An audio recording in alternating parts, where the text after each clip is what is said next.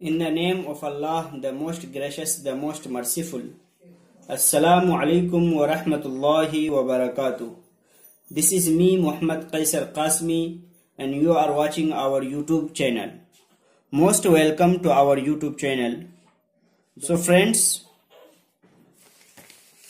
today I am here with a very short and good poem for you.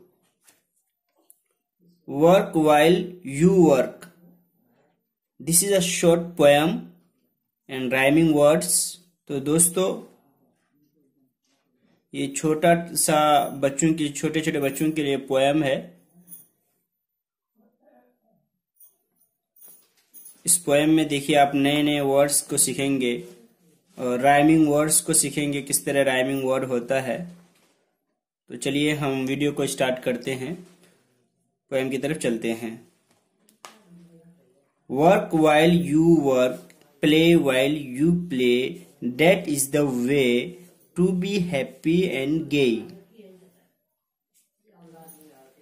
Work काम करना, while दौरान बीच, you miss तुम, work miss काम करना, play miss खेलना, while दौरान, way तरीका, that means वह।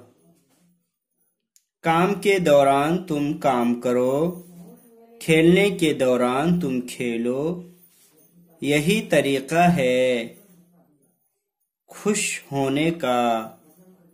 One thing at a time and that done well. एक चीज एक समय पर और उसको अच्छे से करो। Is the best of all rules as many can tell. ये सबसे अच्छा नियम है वो जैसा कि बहुत सारे लोग कहते हैं। Thank you so much for watching the video.